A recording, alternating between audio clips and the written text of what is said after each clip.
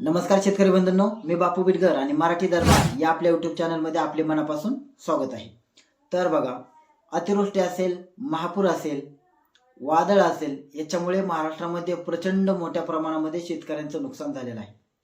आता हे नुकसान एवढ्या मोठ्या प्रमाणात होतं की याच्यामुळे शेतकऱ्यांची पिके तर वाहून गेली, परंतु पिकासोबत अगदी जमीन सुद्धा खरडून गेलेली आहे की त्याच्यामुळे शेतकऱ्यांना रब्बी हंगाम म्हणजे खरीप हंगामाच्या पिकांच्या वेळेस असं झालं होतं आणि ज्यावेळेस जमीन खरडून गेली त्यावेळेस अशी परिस्थिती होती की शेतकऱ्यांना रब्बी हंगामाची पेरणी करता येईल की नाही अशा प्रकारची परिस्थिती होती।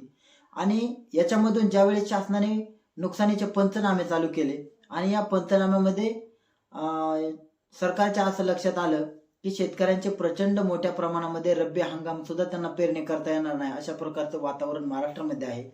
त्यावेळेस शासनाने रब्बी हंगामासाठी हेक्टरी 10,000 रुपयांची घोषणा केली आणि जी काही फळपिकांची किंवा पिकांची जी काही मदत आहे ती NDRFच्या निकषानुसार देण्याचं जाहीर करण्यात आलं। आता याच्यामध्ये आपण पाहिलं तर बऱ्याच मोठ्या प्रमाणात शेतकऱ्यांचं नुकसान झालेलं होतं आणि हे पंचनामे वगैरे होऊन पात्र शेतकऱ्यांच्या खात्यावरती रक्कम सुद्धा जमा झालेली आहे। परंतु सद्यस्थितीत पाहायचं झालं तर अजूनही जवळजवळ 9 ते 10% शेतकरी असे आहेत की त्यांचं पात्र असूनही त्यांच्या खात्यावरती पैसे जमा झालेले नाही। मग यांच्यासाठी नेमकं काय करायचं तर हा एक मोठा प्रश्न आहे। असो, त्यानंतर बघा, केंद्र शासनाने ज्यावेळेस केंद्रीय कृषी मंत्री असतील शिवराजसिंह चौहान यांनी संसदेमध्ये असं सांगितलं की आम्हाला महाराष्ट्राचा कोणताही मदतीसाठी प्रस्ताव आलेला नाही आणि असं ज्यावेळेस त्यांनी सांगितलं तर महाराष्ट्रामध्ये सरकारवरती मोठ्या प्रमाणात टीकेची विरोधकांनी जोड उठवली होती। परंतु त्यानंतर दुसऱ्या दिवशी ज्यावेळेस केंद्रीय कृषी मंत्री शिवराजसिंह चौहान यांनी ज्यावेळेस स्टेटमेंट दिलं आणि त्यांनी असं सांगितलं की महाराष्ट्राचा प्रस्ताव आम्हाला आलेला आहे। त्याच्यामुळे याच्यामध्ये आतनं नेमकं काय झालं हे आपल्याला जरी माहीत नसलं तरी संसदेसारख्या एखाद्या केंद्रीय कृषी मंत्र्यासारख्या महत्त्वाच्या व्यक्तीने अशा प्रकारचं जर बोललं असेल तर याच्यामध्येच नेमकं तथ्य असेल।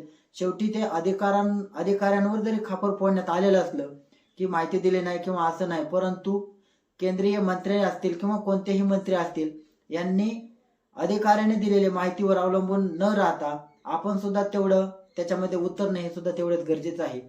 त्याच्यामुळे ज्यावेळेस त्यांनी महाराष्ट्राचा प्रस्ताव आलेला आहे तर महाराष्ट्राने 29,000 कोटी रुपयांचा प्रस्ताव केंद्राकडे दिलेला आहे।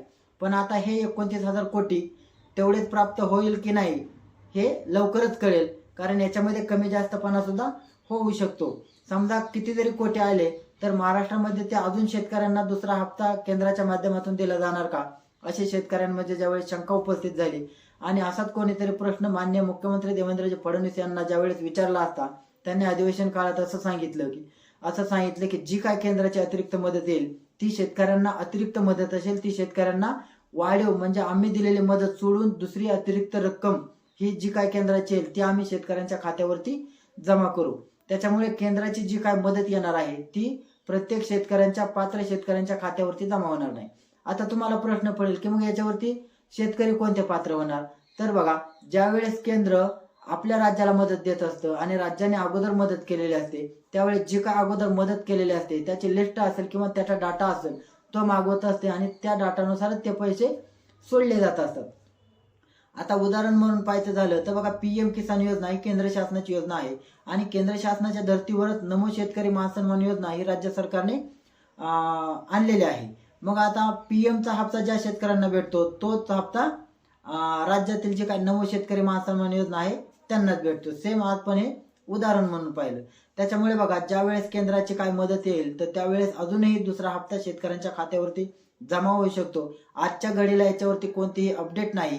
अजून केंद्राने अशा प्रकारचा महाराष्ट्राचा प्रस्ताव किती कोटीचा आम्ही देऊ याबद्दल कोणतेही अजून निर्णय झालेला नसला तरी याच्या बाबतीत जर काय अजून अपडेट आली तर ती आम्ही तुमच्यापर्यंत पोहोचवण्याचा आणि कशा पद्धत मदत देणार आहे ती सुद्धा सविस्तर माहिती तुमच्यापर्यंत नक्कीच घेऊन येऊ। अजूनही आमच्या चॅनलला जर कोणी सबस्क्राईब केलं नसेल तर प्लीज सबस्क्राईब करा आणि बेल आयकॉन प्रेस करायला विसरू नका की जेणेकरून आम्ही बनवलेला जो काही नवनवीन व्हिडिओ असतो तो त्याची जी काही नोटिफिकेशन असते ती तुमच्यापर्यंत पोहोचायला मदत होत असते।